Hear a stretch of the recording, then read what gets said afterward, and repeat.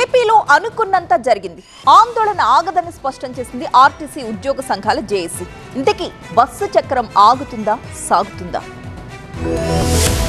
ఏపీఎస్ఆర్టీసీలో సమ్మె సైరన్ మోగే సూచనలు కనిపిస్తున్నాయి. ఈ అంశంపై ఏపీపీటీడీ ఆర్టీసీ జేఏసీ కీలక ప్రకటన చేసింది. విద్యుత్ బస్సుల నిర్వహణ, మూసివేసిన డిపోల పునరుద్ధరణపై ప్రభుత్వం నుంచి ఎలాంటి స్పష్టత లేకపోవడంతో ఉద్యమం కొనసాగిస్తామని స్పష్టం చేసింది. జూలై 14 నుంచి 19 వరకు ప్రజాప్రతినిధుల్ని కలిసి మద్దతు కోరుతూ వినతి పత్రాలు సమర్పిస్తామన్న జేఏసీ ఈ నెల 20 నుంచి ఆర్టీసీ ఉద్యోగుల నుంచి సంతకాల సేకరణ ప్రారంభిస్తామని తెలిపింది. జూలై 27 గ్రీవెన్స్ డే సందర్భంగా ముఖ్యమంత్రికి ఆర్టీసీ ఉద్యోగులు వినతి పత్రాలు పంపనున్నారు. జూలై 30న విజయవాడలో ఆర్టీసీ ఉద్యోగ సంఘాల జేఏసీ రాష్ట్ర సమావేశం నిర్వహించి 3వ దశ ఉద్యమ కార్యాచరణ ప్రకటించనున్నారు. విద్యుత్ బస్సుల్ని ప్రైవేట్ ఆపరేటర్ల ద్వారా నడపొద్దని డిమాండ్ చేస్తున్న జేఏసీ మూసివేసిన 4 ఆర్టీసీ డిపోల్ని వెంటనే పునరుద్ధరించాలని కోరుతోంది. మొత్తం 30 డిమాండ్లతో గత నెల 11న యాజమాన్యానికి వినతి పత్రం సమర్పించిన జేఏసీ ఆందోళన తప్పదని స్పష్టం చేసింది. ఉద్యమ కార్యాచరణ కూడా ప్రకటించింది. దీంతో ఈ నెల 6న జేఏసీ నేతలతో చర్చలు జరిపింది ఆర్టీసీ యాజమాన్యం. సంస్థ ప్రైవేటీకరణ, విద్యుత్ బస్సుల కొనుగోలు తదితర అంశాలపై ఆర్టీసీ యాజమాన్యానికి ఉద్యోగ సంఘాల జేఏసీకి మధ్య జరిగిన చర్చలు ఎలాంటి ఫలితాన్ని ఇవ్వలేదు.